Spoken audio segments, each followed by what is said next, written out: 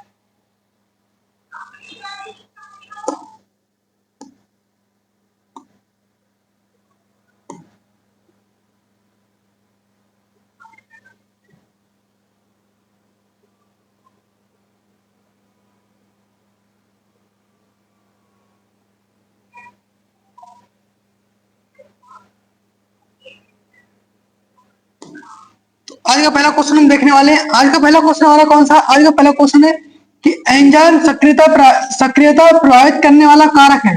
तो ऐसे कौन से कारक हैं जो एंजाइम की सक्रियता को प्रभावित करते हैं?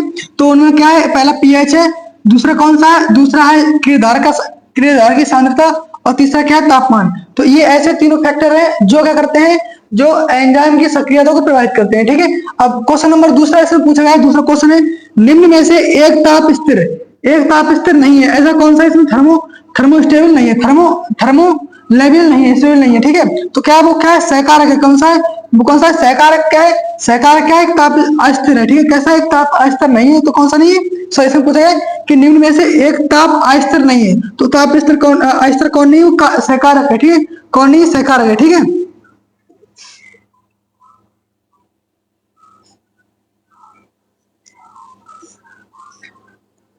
इसमें आज का पहला एग्जाम हो, आज का पहला क्वेश्चन इसमें दिया हुआ है।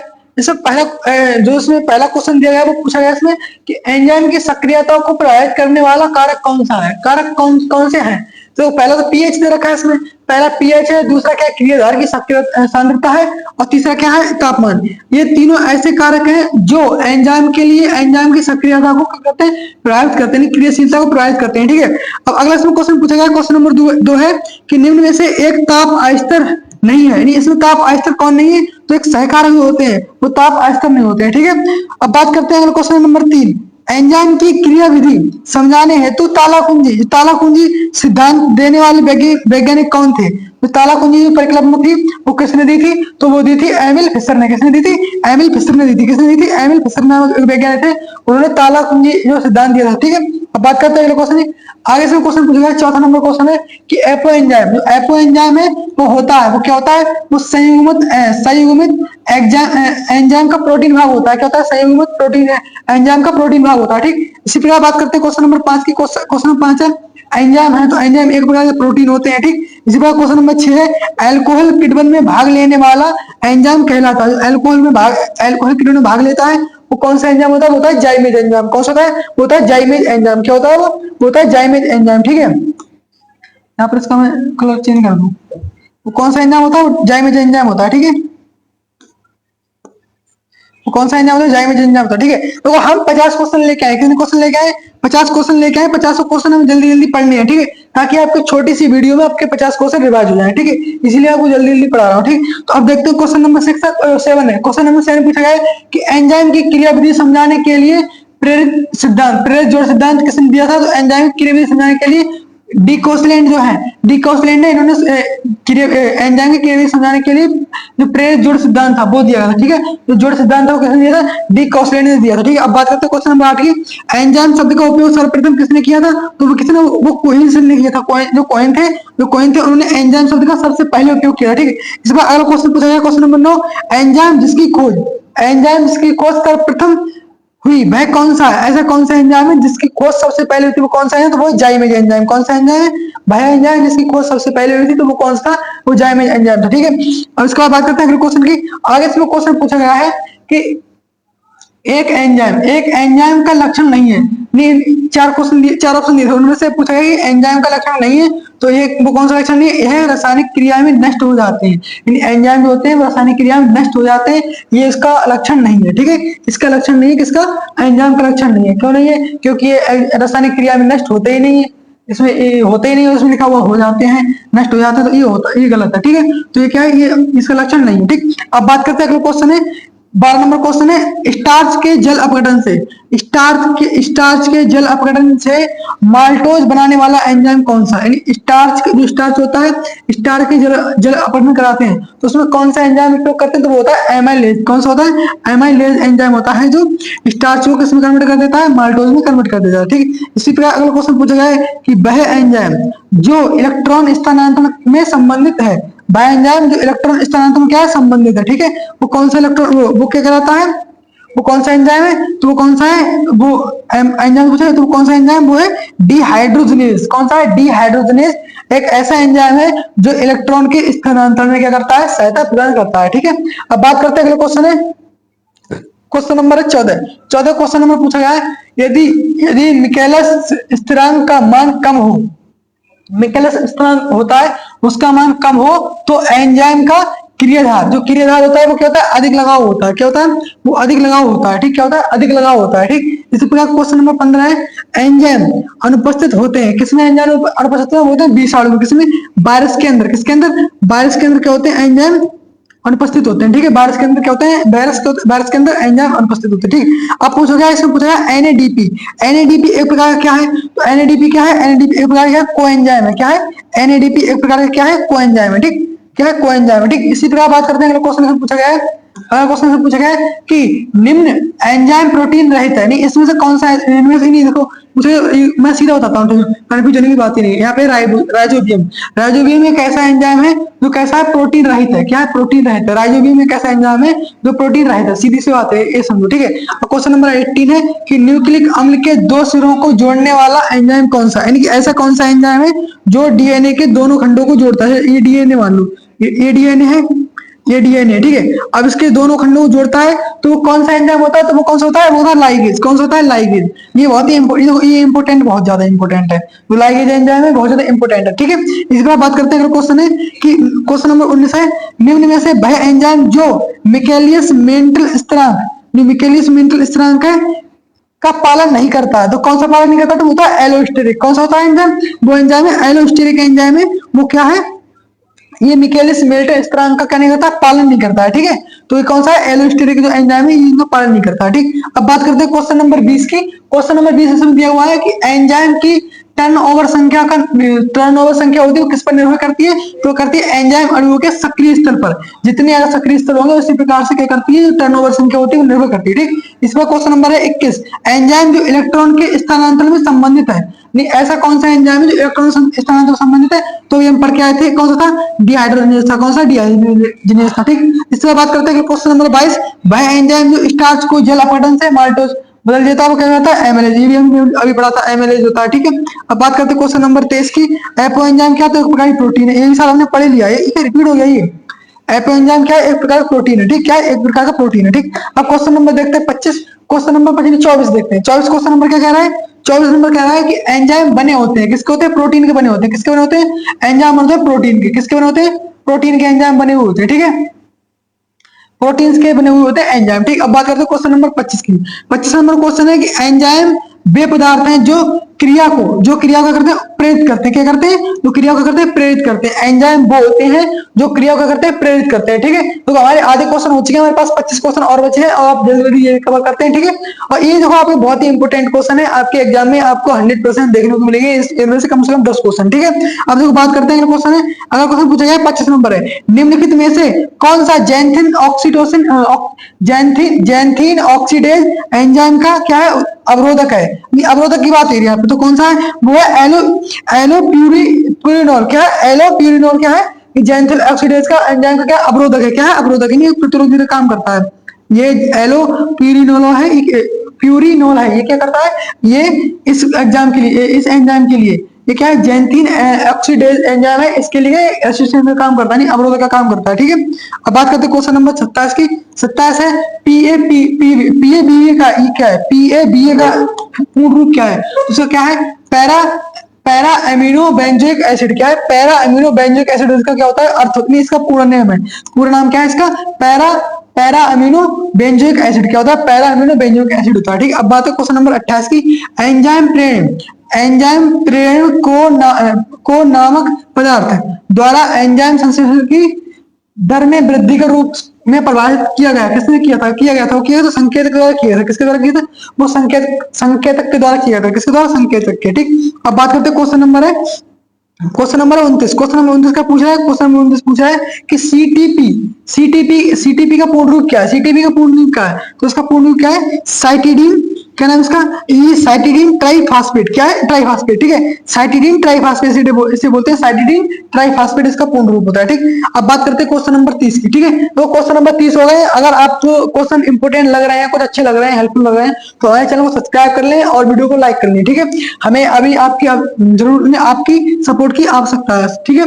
तो बात करते हैं क्वेश्चन नंबर 30 की। क्वेश्चन नंबर 30 है बसाओं को पचाता है, तो कौन, लाइपेज। लाइपेज एक ऐसा एंजाइम है जो बसाओं के लिए, जो फैटी एसिड फैट होता है उसके लिए अपचयित करता है, ठीक है, उसके लिए पचा देता है, ठीक। अब बात करते हैं क्वेश्चन नंबर 31 की। क्वेश्चन नंबर 31 है कि पुनर्निवेश संगमन में, किसमें, पुनर्निवेश संगमन में एक उपयोगी पथ संदिमित हो जाता है, वो कौन सा पथ है, तो क्या है, अंतिम उत्पादों के संचयन के कारण, किसके कारण, अंतिम उत्पादों के संचयन के कारण क्या होता है, ये क्या होता है, संदिमित एक उपापचय हो जाता है, ठीक है।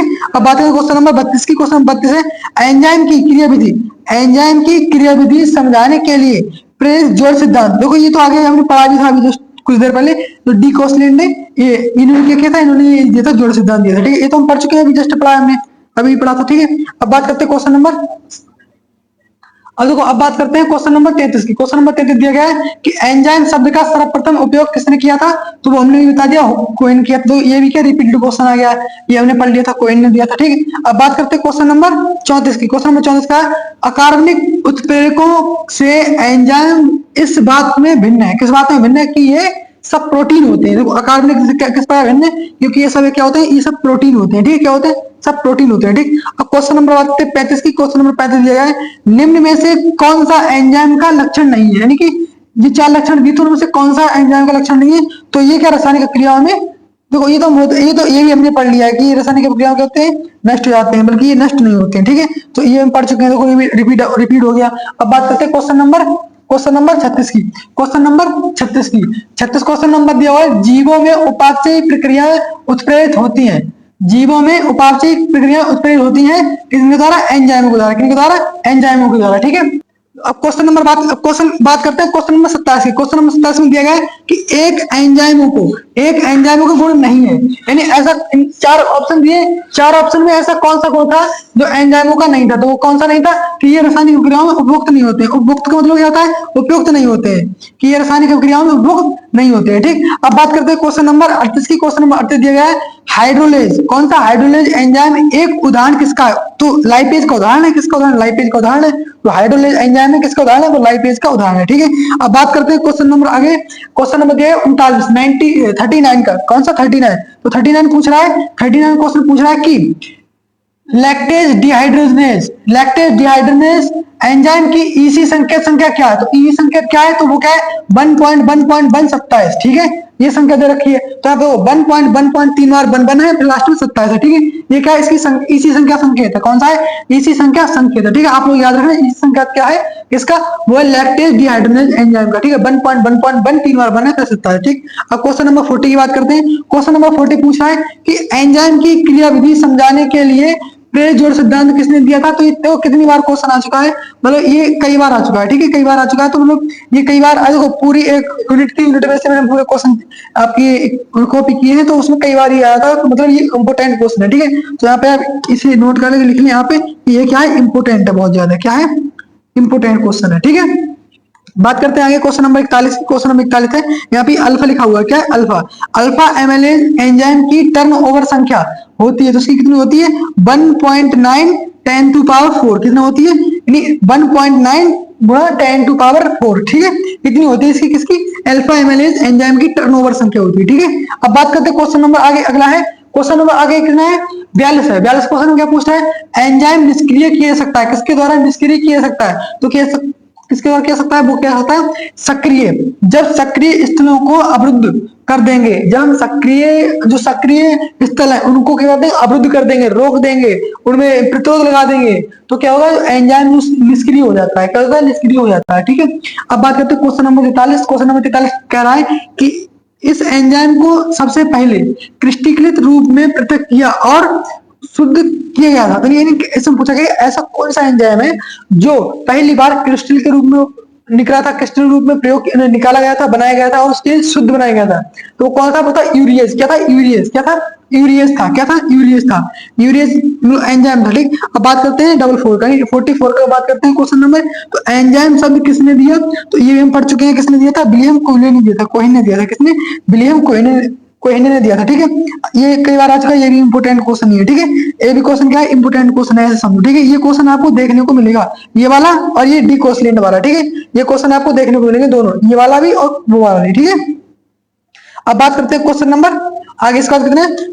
45 यानी 45 क्वेश्चन की बात करते हैं। 55 क्वेश्चन की बात करते हैं कि एक एंजाइम की प्रकृति है कैसी होती है? वो प्रोटीन होते हैं। ठीक है, बात करते हैं क्वेश्चन नंबर 46, एंजाइम क्या है? तो एंजाइम एक प्रकार क्या है? प्रोटीन है। ठीक है, बात करते हैं क्वेश्चन नंबर 47, रासायनिक अभिक्रियाओं को प्रेरित करने वाले प्रोटीन को क्या कहते हैं? एंजाइम कहते हैं। ठीक है, किस नाम से जानते हैं? एंजाइम के नाम से रहता है। ठीक है, किस नाम से जानते हैं? एंजाइम के। रासायनिक अभिक्रियाओं को प्रेरित करने वाले जो प्रोटीन होते हैं उनको हम एंजाइम के रूप में जानते हैं। कैसे के रूप में? एंजाइम के रूप में जानते हैं। ठीक है, अब बात करते हैं क्वेश्चन नंबर 48। क्वेश्चन नंबर 48 है ताला चाबी परिकल्पना, तो किसने दी है? हम पढ़ चुके हैं। ताला चाबी परिकल्पना किसने दी है? तो दी थी एमिल फेसल ने। किसने दी थी? एमिल फेसल ने। एमिल फेसल नामक वैज्ञानिक उन्होंने क्या दी थी? ताला चाबी परिकल्पना दी थी। ठीक, अब बात करते हैं question number last, second last है। सेकंड लास्ट क्या है कि ऑप्टिकल विशिष्टता को किस रूप में जाना जाता है? तो जाना जाता है स्टीरियो विशिष्टता के रूप में। जो ऑप्टिकल विशिष्टता है इसके लिए अन्य रूप में किस में जानते हैं?